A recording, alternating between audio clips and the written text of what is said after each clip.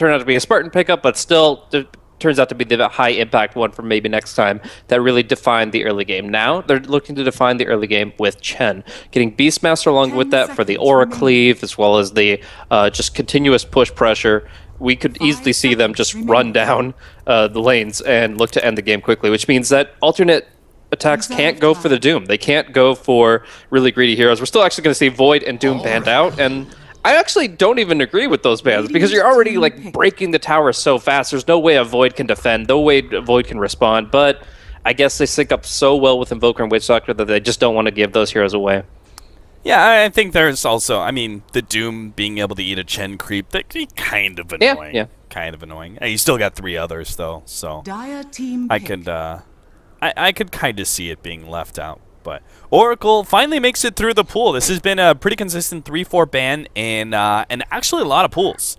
When you are potentially running Bat Rider, it's good to be able to keep Oracle out of the pool. And it's also a really great counter to Beastmaster. I think Ad Finem maybe should have banned that one, but I guess we'll have to see. 5 seconds. We are going to see in Phase 2 something a little bit different from Ad Finem, though, where for their first phase always has a very clear idea between the two heroes, as we saw last time with the Bounty Hunter. We got to see early tempo, the Death Prophet as well, a lot of early pushing and pressuring, and we do see that with the Chen of the Beastmaster again, but they still want to go for this all-around lineup. They don't want to just kind of pigeonhole their drafts into one win condition, one way to play the game. They want to kind of mix it up a little bit and still have some really good mid to late game team fight. That's why, for example, they put Madara on the Sven last game, because this guy has now an over 70% competitive win rate on the hero. He's very comfortable with it, and he can fight extremely well at all stages of the game.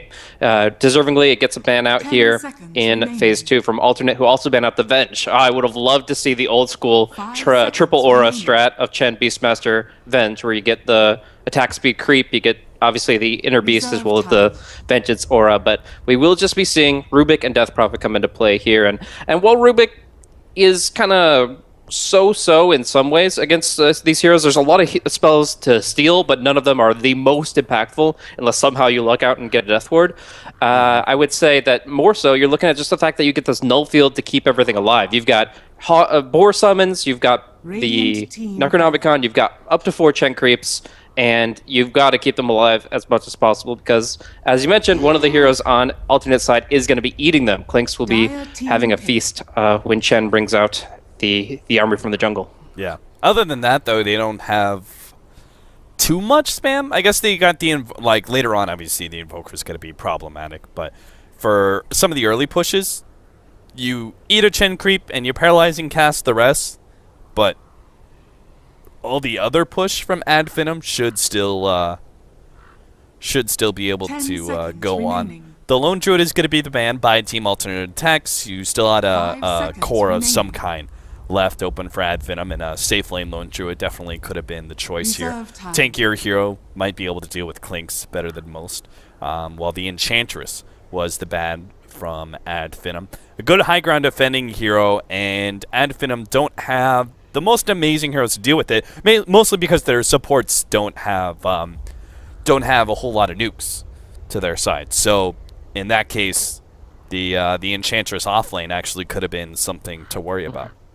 Yeah, you'll notice with a lot of these offlaners also that they're just something that Nisha will be comfortable with. They've kind of forced him to go into like a Tide Hunter, which Rubik is really strong against, and any kind of mech lineup can be very good against. So all in all, I would say that Alternate don't want to have to pick with the Tide, but they might very well have to, just because the pool has been narrowed quite a bit. I mean, you could consider like a Lifestealer for the early fight, because you get the Infest on the Ancient Creep, which Ched generally doesn't get to do much with, and as such, we would see the potential for them to take those team fights around the level 6 to 11 period that Ad Finem are at their strongest. But they go with the Bat Rider again, and still has a lot of potential, as we've seen. It's just, it hasn't won either game. It hasn't shown its full prowess.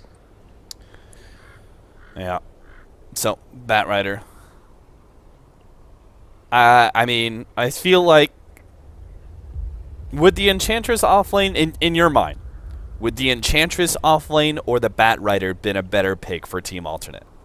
I think, honestly, Alternate would have benefited more from the Enchantress. Like, they get not only the ability to steal creeps away from Chen, but also being able to like get essentially an uncontested level 6. Like, how does Rubik Chen +1 kill an Enchantress? Most heroes, not a problem, but Enchantress is very unique in how well she survives from damage over time, and even if they chain disable, like, the untouchable is still a big problem. So Batrider, I feel like they can zone out. As if Chen is missing off the map, if Batrider's or Observer gets centered, then suddenly you have to be worried from any telekinesis from Rubik. If you're in telekinesis range, you're theoretically in Hellbearer clap range or anything else. It's just very scary. So Nisha, he's going to be mostly playing into the jungle, not playing into the lane, whereas the Enchantress, I feel, could actually stay on the lane and contest it. That's fair enough. I like that breakdown. The Juggernaut choice here for Madara. It's still a good high ground hero with the healing wards, etc. for the Death Prophet. You have triple heals now on the side of Finem. And Prepare for I would just add one more thing, is that the vision game against Batrider when you have Beastmaster is obviously really advantageous for Finem. So I would say in that regard that that is also another kind of boon. That if the Batrider is going to have to be the pick for ATN, you're kind of already prepared for it pretty well. Like maybe next time's early movement here, a smoke breaker if necessary, and he is going to be seeing the Batrider make his move. I think he saw that, right? Oh, he didn't have Radiant Vision on, but there's a chance that he actually didn't catch that. I think he caught it, though, moving in through this route. He does place the ward. Did he place it from the low ground or the high ground? Did you catch? He placed it from the. I think he walked over. I don't remember. Okay, that's the thing. That's the real thing. Because I got distracted by Spartan writing a heart on the minimap. That's fair. That's fair. But I feel like the difference between the two, if the Batrider goes down the steps and places it versus goes up and walks into vision, is dramatically different, because the Chen ganks will have to be focused on the mid lane if that ward doesn't get removed. And the problem is the Chen doesn't know that, so he'll attempt 1 or 2 ganks bottom while the Invoker gets time and space mid, and then they realize, oh, I should have been ganking and harassing Supreme all along. So we'll see the focus of Spartan here, but it's very important that they know whether or not those ganks are feasible on the bottom lane. Let's see, Beastmaster against a Oracle Clinks. That, I think, is a matchup that you wanted to get Iron Talon. I'm not positive. But this is going to be a really tough lane for Beastmaster for sure. Simply because the Oracle offers such a long duration disable in Fortune's End. And obviously the Clinks can easily deal with the boars. So they really shouldn't be able to zone K-Core out. But hey, a lot of it does come down to the level 1 play from Skylark. And I think he's already in an okay position here. But as you can see, he's going to have a hard time cutting back into lane if K-Core just holds his ground right now. Yeah, so Exotic Deer can just kind of in on the boar or on Skylark himself, and he's not missing too many last hits.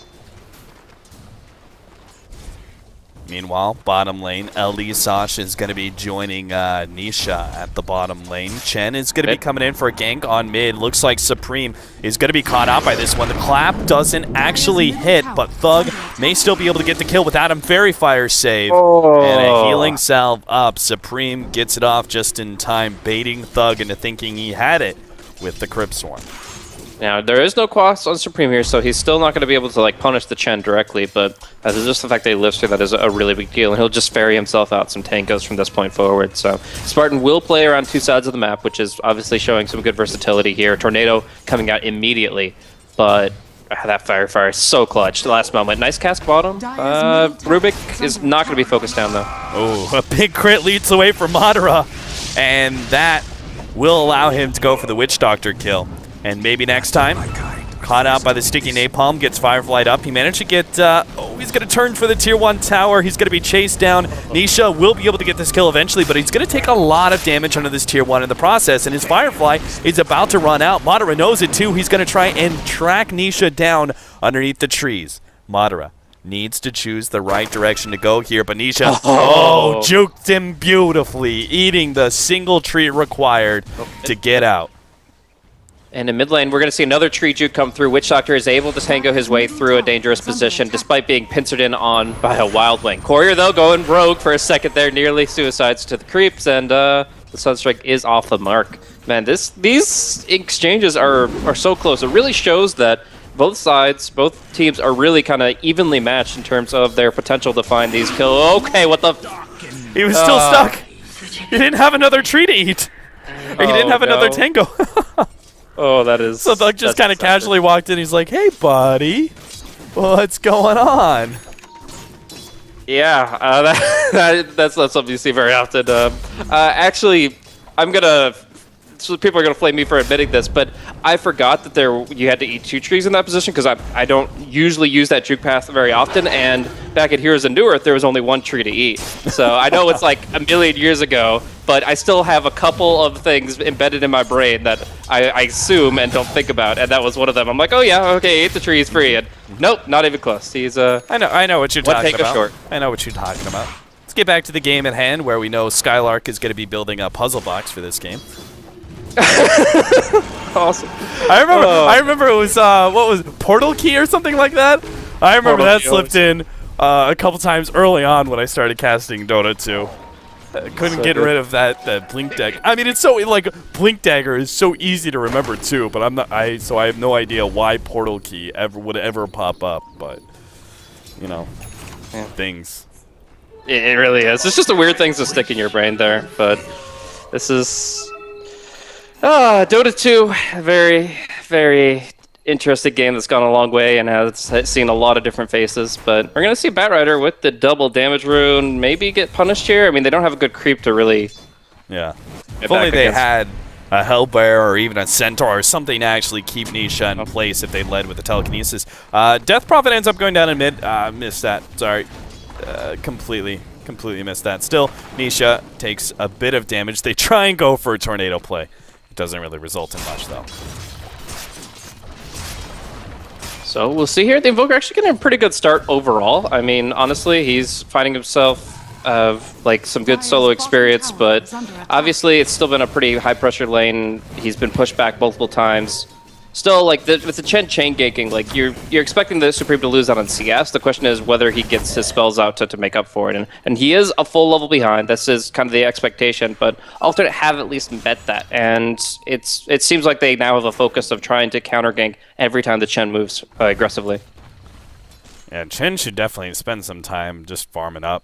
Looks like he is going to go for it now. He's got the Wild Ring Ripper that he's going to steal, and he's going to tornado this creep, this stack. So his levels will look a little bit better soon, but it's still 5.5 minutes, and I can't imagine this stack is going to get him more than level 3. So he's definitely far behind with all this rotating he's doing. Scarlet playing pretty far forward here, is not having too bad of a start. Gets to level 6 as pretty much one of the first heroes on the map to get it. Like, Madora's still got his Omni Slash up, but in general, like, this is going to be a really early Primal Roar coming out. Whereas the Batrider, he's still working his way slowly. Like, he's finally level 5, but I feel like Skylark is going to be more of a tempo controller just for that reason alone. And the fact that the Chen hasn't used his smoke yet that he bought at the beginning of the game. Oh, Madara, Omni Slash, he gets it off. Holy crap. Did he get crits on both those hits? That was like max damage on both Omni Slash hits. You guys are going to stop killing at the same time. Death Prophet manages to get the Witch Doctor with the Beastmaster in the top river area. Yeah, it's just like Beastmaster just trailed him all the way to the rune, and instead of picking up the Invis rune, Oracle denies it from Thug because he thought he'd get there first, and then it caught him between a rock and a hard place. So it's not good. Spartan, what are these creeps? Like, these are the worst creeps possible for the Ched. The Wild Wig, the Wolf Commander. Like, what is an Alpha Wolf doing 6 minutes in the game? No clue. I mean, he cleared through his stack, and then I guess he went over to this medium camp and was like, well, I guess I'd take what I can get. Like, if he was just dedicated farming the jungle, great. But it looks like he's going to go for a Wild Wing stack. Ah, the old school, if he could even get it. Yeah, he'll get the full set. So, for those that haven't played the game in the past 2 years, this used to be the way Chen actually farmed. This is the way Chen jungle would triple quad stack the jungle and then just Wild Wing, because you don't actually have to aggro the camp with Tornado unless you want to. And as such, you get, obviously, a lot of golden experience for yourself. But, man, I honestly haven't seen, like, a stacked Tornado farm in, I would say, 6 months at least. Yeah, I would say I haven't seen somebody do that, like, multiple times. Yeah, game. Like, yeah, I've okay, seen it maybe even once. longer. You know, they get like they stack up a camp once because they already ran into a tornado creep, so they stack up a camp twice where they're using another creep to like harassment or something. But I've never seen one like actually focus on doing it. But this is the way Spartan needs to come back in the game, right? Like he roamed around a lot. He fell behind in experience where other Chens would have been definitely, like level 5 by minute 5. So he kind of needs to gain some ground. He still needs to get that all-important mech for the Death Prophet. Can't afford to that. Oh, maybe next time. Runs into Supreme while he was doing the hard camp here. Witch Doctor, Paralyzing Cask is going to go out. Supreme does have Alacrity damage. Telekinesis is going to throw back. Maybe next time he's going to try and aggro onto Roshan or go for the TP, but that doesn't really work when a Forge Spirit's following you. No, sir. So that's going to be Rubik going down pretty early here, but they're still going to be able to get some push action going. They have the Exorcism, they have the Roar, but where do they put them? Are we actually going to see Skylark rotate mid? Because like the way they're moving right now, it implies Beastmaster wants to go mid, and we just got Chen and Death Prophet like going out hyper aggressive. I knew Mono was going to go for it, the Omni Slash onto the Aura. I'm just having a terrible time today. I don't know. Dude, I'm just trying to distract you as much as possible. I'm seeing the kill, and I'm just like, I'll talk about something else. Cat has to the Roar! Skylark barely survives through the attempted kill of the Clinks. Over to mid lane where Thug is pressing into Supreme. Yeah, I just gotta go all over the place, guys. You never know where the kill's gonna happen. Just keep on clicking heroes. Just jump back and forth. Give every viewer a headache. Just make sure. I wish there was keys to be able to, like, if I could just like F1 through 10 real quickly. Yeah, the Counter-Strike key setup is something I envy every day when I do dedicated observing, but all the same, it's I don't know. It's just one of those games. Like, this game has been all over the place, and even the last one had a few of those kills are just that are almost impossible to expect. But we do see the ultimate up on the Clinks. He's going bottom. Madara is the hero they need to kill because of how many freebies he's gotten. He's 3-0, but realistically, I don't see it happening. Yeah, it's one of those low percentage ganks. Real difficult to actually hit. The Clink's much more likely to get a free kill on the Chen, though. Chen is level 6. He does have the fallback of his ultimate.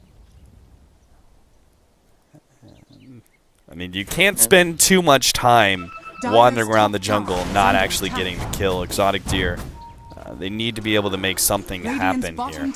Absolutely. I mean, right now, Beastmaster's pushing it top. No problem at all. Just keep summoning boars, and he'll have his Necrobook in no time at all. Like, this, he's not even going to have to go treads or anything intermediary because his lane isn't pressed. It's just straight up, he gets to take out more than half the tower's HP because they're just wasting time to try to find the gank. I mean, this is the timing where you should be looking for that. Clicks hitting level 8 or 9, the Batrider with the Blink Dagger, but in the end, they end up losing out to an extent because Ad Finem just far more efficiently in the meantime. Spooky, scary ghost lady sneaking around behind the tier 1 tower with their invis. Fortunately, though, Elisash backed himself away at the right time. I think he spotted that out thanks to this ward. And they'll just open up on top. Again, I'll have to ask the question. Do you think they could go tier 2 with an Exorcism? It looks like Skylark will TP back, but it's just an idea at least. The potential for them to just kind of pop the big ulti and keep it moving. Alternate, however, have a better fighting lineup than they did last game.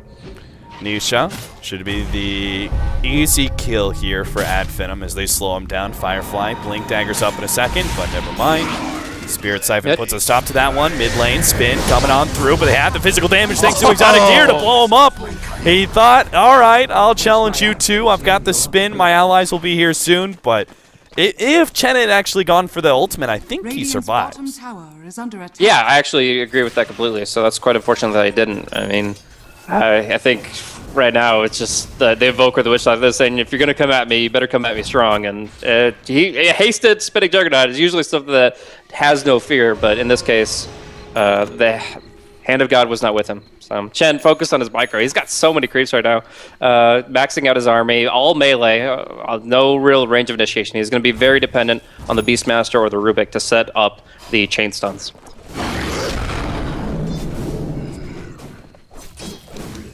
Did you call out the non-mech builds on Spartan? I mean, no. I'm only just now seeing this one. I can't say that I'm a fan. Well, you can't eat ancient creeps, so that might have actually been the reason. He's like, well, I hate playing Chin against Clinks, dude. I mean, it's hard enough as it is, just microing all four at a time, but having to worry about just randomly one just kind of being pulled into the shadows. Yeah, I can't stand it, so I don't necessarily blame him, but I would say that it is not only unorthodox, but probably a weakening aspect if they don't have the mechanism for the next few fights. I mean, if he gets the axe successfully and they get the ancient creeps, like they get the golem, then that may actually be better than a mech. But it's just kind of like the meantime that's kind of scary. The meantime is right now in this Roshan pit where the meteor is going to come down, but they've already managed to get the Aegis, and I think ATM just want to try and get the hell out of here. Spirit Siphon slowing down some of these heroes, but Finem are doing a lot of chasing. They will be able to catch Kankor here. This is a level 2 Omni Slash, so I don't think Kankor will be able to out-heal this, even with the healing ward. He still ends up going down, but Clinks did get the tier 2 at the top lane. Maybe next time. Actually managed to steal the invis. That's a maxed out invis too. That's a really good steal. For the Rubik now, is there's the possibility for him to set up ganks around the map or even sit on the Clinks. Death Ward laid out, not doing a single point of damage. Don't think I've ever seen that one, but hey, a well-timed deny. You never see the zoning Death Ward, man? Come on.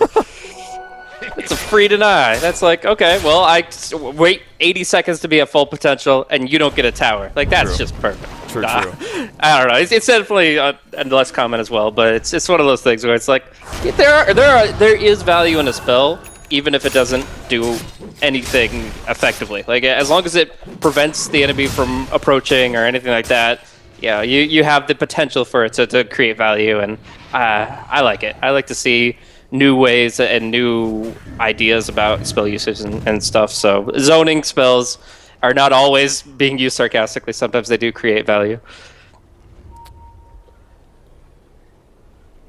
Maybe next time. Leading the way with this smoke with his skeleton walk that he's got.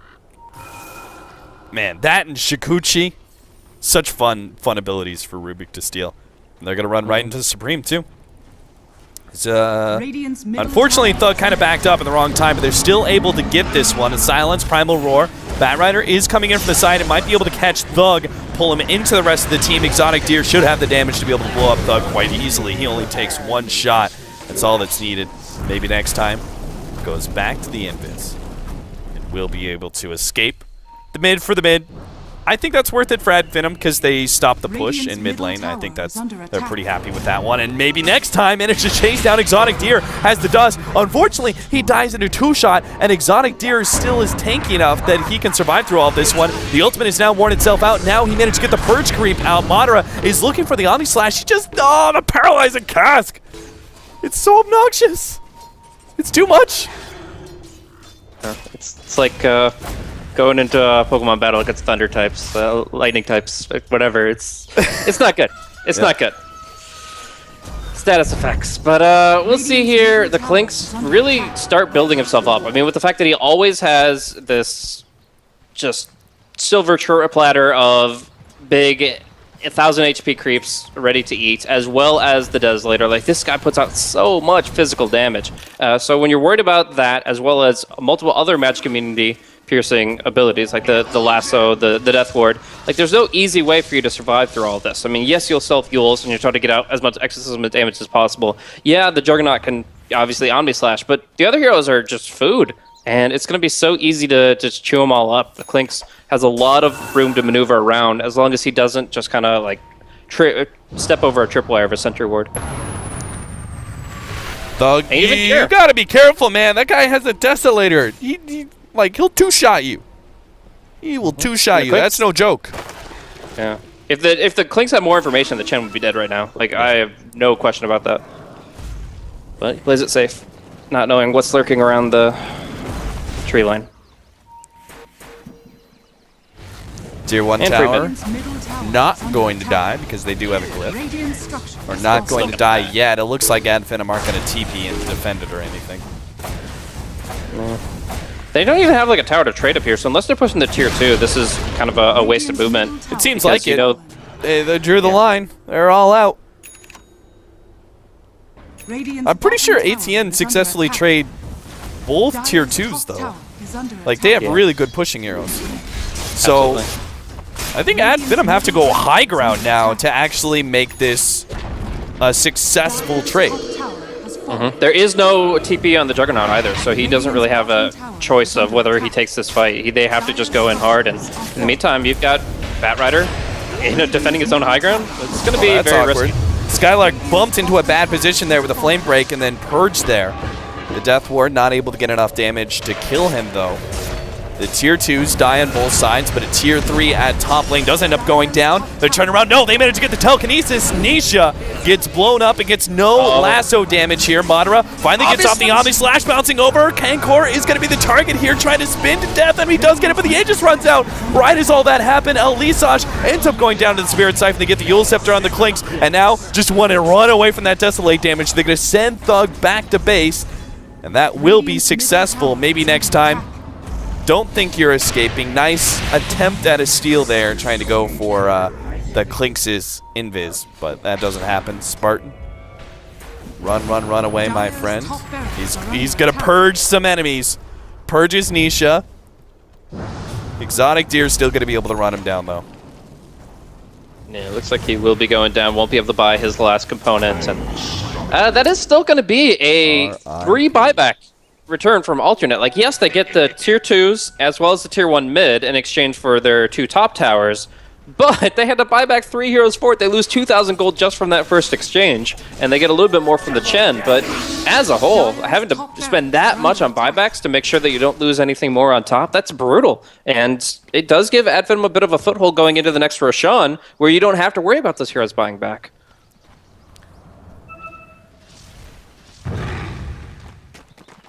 The Chen's item builds. It's gonna pay off too, the next push.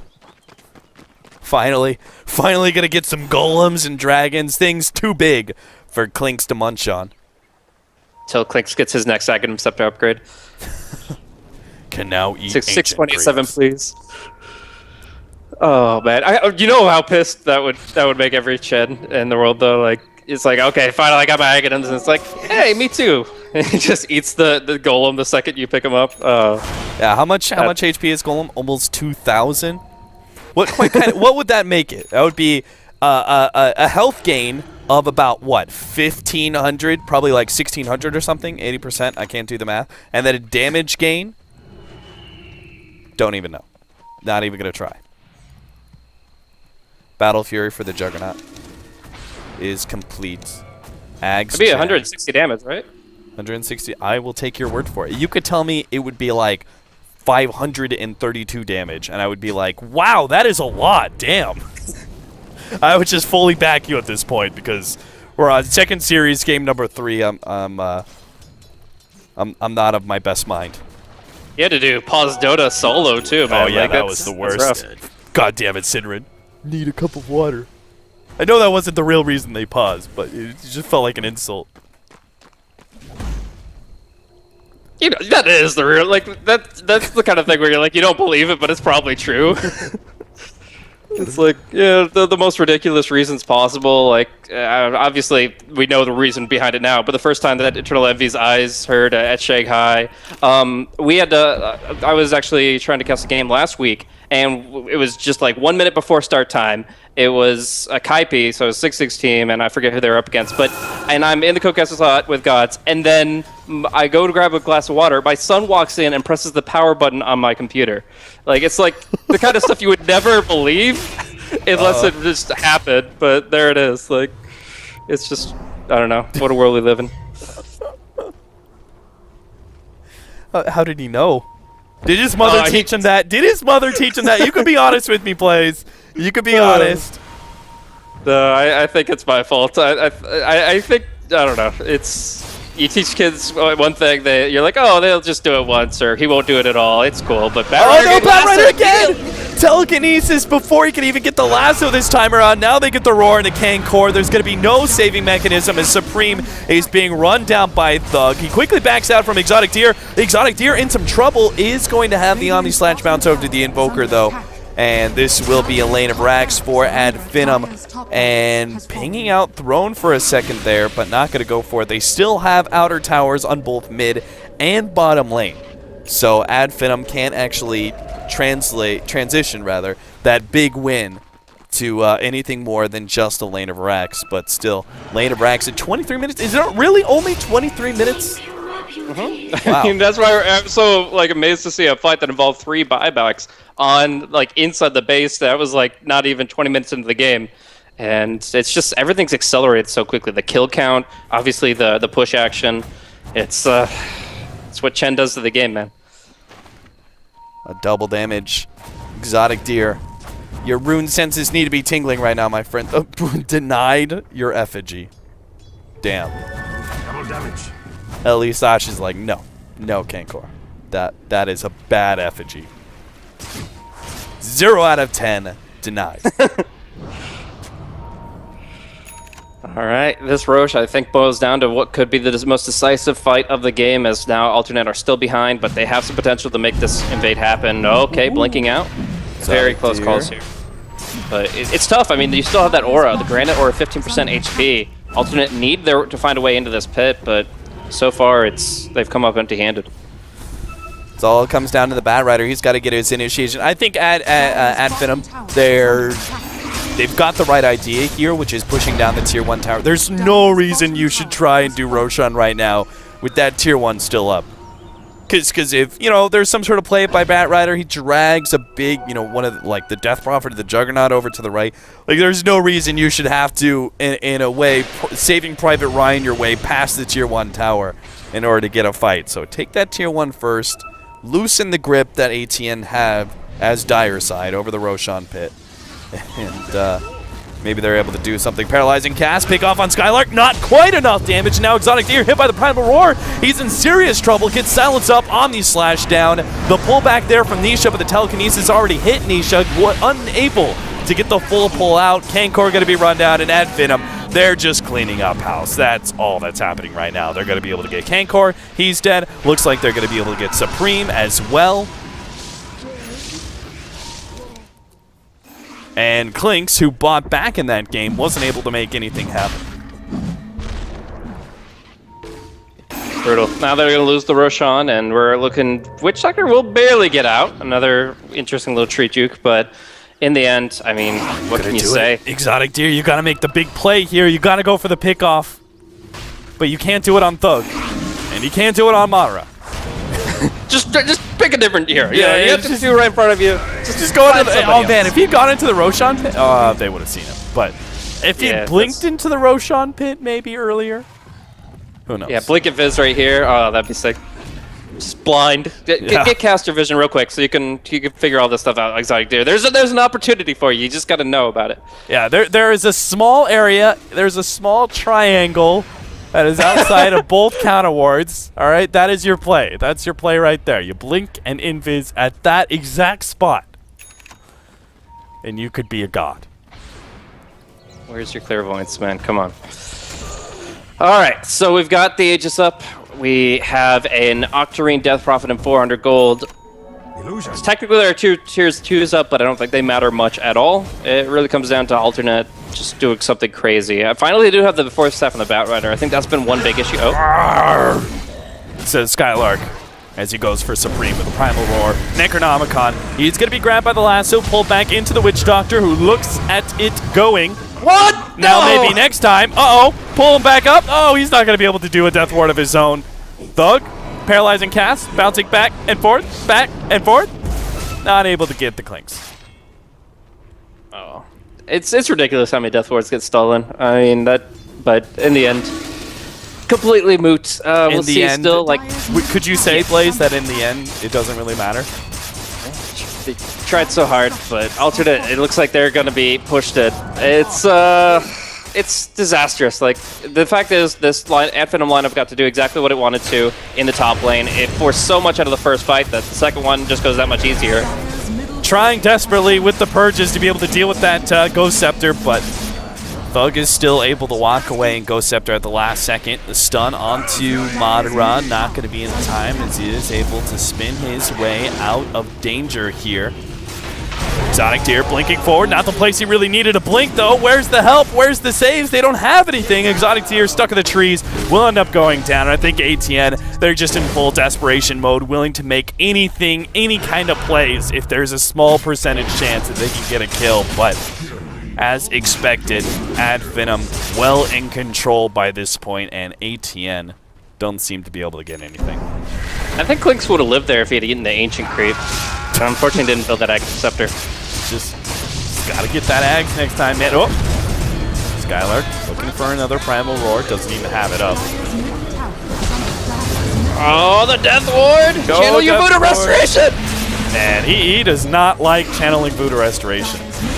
That is not a thing. If you guys didn't know why Blaze is freaking out every time, you can channel Voodoo Restoration while you're at Death Warding, so preventing the steal of Death Ward.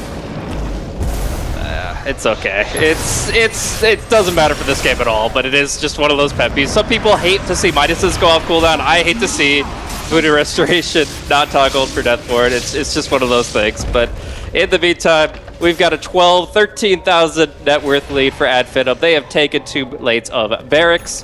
And, I mean, it don't really comes down to, like, how prepared Alternate were for that top lane fight. They took the better trade structurally. They took the tier 2 in mid, as well as the tier 1 in mid. They took the tier 2 bottom, and they got pushed in on top. They had L5 ready to go, but they just didn't have the fight potential at that moment. Like, it's just, the big thing for me is the Batrider lasso is failing repeatedly. He blinks into the entire team, gets immediately telekinesis on the lasso, and it's a useless spell. It's a useless hero, in fact. And part of this maybe is the fact that Nisha went Ether Lens before Force Staff. Like, you can't actually disengage with the hero and kidnap him with an Ether Lens. It just doesn't work that way. So I do feel like some of it is how the Batrider got shut down early. His net worth right now is only 8K. And, of course, he went for the Ether before Force, which I just feel is a mistake when you've got instant disables like Roar. Well, not instant, but the telekinesis is certainly. And, yeah, it's just... I feel like Alternate had a way into this game if they were able to essentially kidnap a player with the lasso, pull them into the Death Ward and the Meteor Deafening. Like, they have so much potential to fight. But, I don't know. Exotic Deer goes up and down and up and down and down and out. It looks like it's Exotic Deer caught underneath the counter wards. Telekinesis, Yule Scepter, picked off. Madara don't even care. Look at Madara. He don't care. Pushing in mid lane, lets his allies do all the heavy work. He's just keeping all the lanes pushed in, so when Finem go for the final push, they'll be able to do maximum amount of damage. Oh, blink for blink. Right as the Aegis was wearing out too. That was your one shot, your one opportunity as ATN to stall this game-ending push from Finem. It's just not going to happen. Spin through the ice wall. Start beating on that tier 3 tower. They've got to get an initiation somewhere. LD Soch does get silenced. Thug is going to be a pretty good lasso here. Gets pulled back almost all the way into the fountain, but managed to get off his Ghost Scepter while the Omni Slash bounce, ends up on the Witch Doctor, finishing him off. Now the buybacks come into play. Thug just doesn't seem to care. Spirit siphoning away like he's in a fountain of his own. Exorcism heals him back a little bit more. Doesn't have the Ghost Scepter, but does have a Force Staff from his allies. Nisha waiting for his opportunity to be able to get some damage, but there's just no chance. There is just too much right-click power from Finem.